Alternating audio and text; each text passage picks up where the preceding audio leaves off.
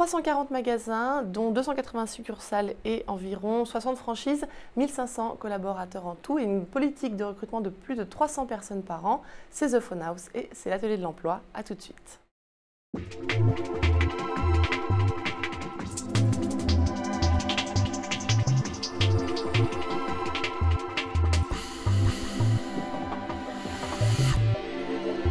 Et pour en parler, j'ai le plaisir de recevoir Marie-Hélène Plainfossé. Bonjour. Bonjour. Vous êtes directrice des ressources humaines et la communication au sein de The Phone House France. Tout à fait. Bienvenue sur ce plateau.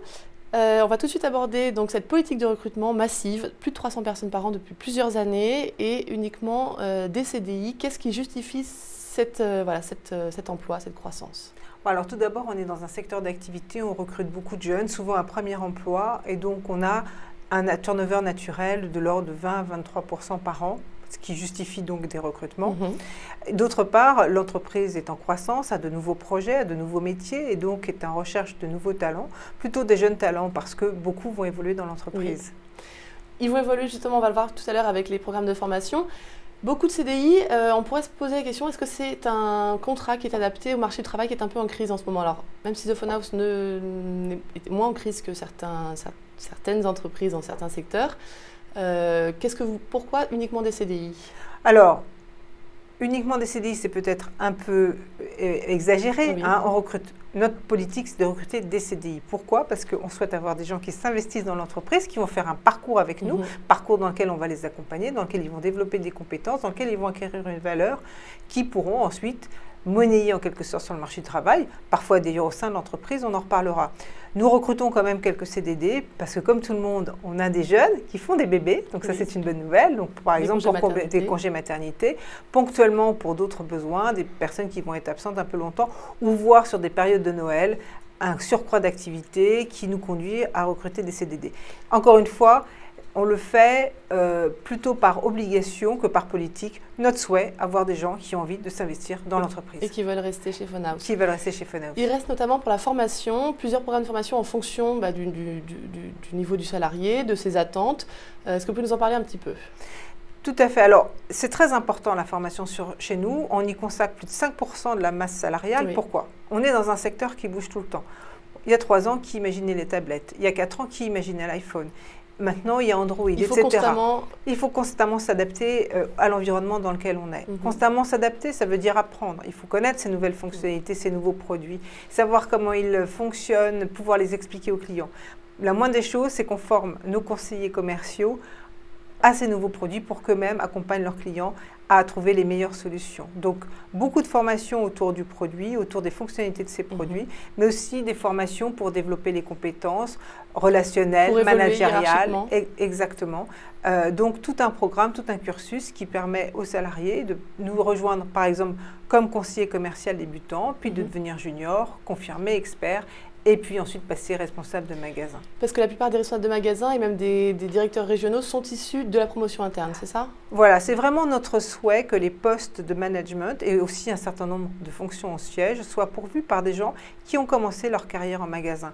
C'est vraiment le meilleur endroit pour comprendre ce qu'on fait, connaître nos clients et tous ces savoir-faire, ils vont pouvoir le mettre ensuite au service d'un rôle avec de plus fortes responsabilités. Alors parlons de recrutement avant d'aborder la satisfaction des salariés au sein de votre entité. Vous avez mis en place un site qui est très innovant, qui a reçu un prix, un trophée, qui est le Grand Prix de la créativité des RH. On va voir quelques images en même temps que vous allez nous décrire ce site. Vous avez été donc en poste quand ce site a été mis en ligne. En fait, il renverse un peu les codes établis du recrutement, c'est-à-dire qu'il propose aux candidats de s'identifier plus, leur profil, leurs préférences, et avec ces préférences, vous allez leur proposer un job qui leur convient. C'est vraiment retourner les RH, le processus. Pourquoi cette approche? D'abord, je crois qu'elle est très illustrante de ce qu'est The Phone House. On veut établir une relation facile, directe, simple, dans un esprit jeune avec les candidats. Et je crois que d'emblée, c'est que quand ils arrivent sur le site, ils se disent, ah ben voilà, c'est une bonne illustration de l'entreprise. Et alors, illustration d'autant plus qu'on a mis en avant des collaborateurs, les personnes que vous découvrez sur ce site, les gens, les vrais gens, pas les petits bonhommes, existent vraiment. C'est des vraies personnes, des vrais salariés de l'entreprise. Ça permet quoi, de s'identifier à des profils qui sont déjà existants? Voilà, de dire, ben voilà la culture de cette entreprise, la manière dont elle fonctionne, les compétences qu'elle recherche. Et donc, ben, de s'interroger si c'est bien ça, bien ce type d'environnement que le candidat recherche. Alors, bien évidemment, on souhaite que oui, mais en même temps, je crois que c'est important qu'il fasse le bon choix. Et puis après, il peut creuser, voir quels sont les postes plus précisément, à la fois dans leur contenu. Et puis, il ne faut pas oublier, chez nous, il y a une dimension géographique. On est présent sur l'ensemble du territoire. Et donc, ben, il y a des candidats qui chercheront un poste à Paris, mais d'autres à Toulouse, d'autres à Lyon. Et donc, il y a aussi cet élément géographique à prendre en compte. Chez Phonehouse, les collaborateurs affichent un taux de satisfaction, de bien-être dans l'entreprise qui avoisine les 85%. C'est énorme, hein, on se sent bien chez The Phonehouse. C'est notamment grâce à cette proximité que vous mettez en place avec vos collaborateurs, et je pense notamment à un portail RH interne que vous avez mis en place, via lequel le collaborateur peut avoir accès à ses données, à ses informations, ses bilans, les différentes formations qu'il a suivies. Quel était l'intérêt de mettre pour la direction en place un site comme celui-ci? Alors, avant de répondre à votre question, je reviens juste sur le taux dont vous avez parlé. C'est un taux d'engagement, c'est-à-dire plus que de satisfaction, c'est-à-dire comment je me sens engagée dans l'entreprise. Ça revêt différentes dimensions et on mène une enquête 2 fois par an. Hein, donc pour nous, c'est très important. On mesure d'une part la satisfaction de nos clients, mais on sait qu'il n'y a pas de satisfaction des clients sans engagement des collaborateurs. Et donc on est très attentif aussi à la manière dont les collaborateurs vivent leur expérience chez The Phonehouse. Pour les accompagner, on a plusieurs outils. Alors en fait, il y a 2 outils informatiques qui, à mon avis, sont clés aujourd'hui chez Phonehouse.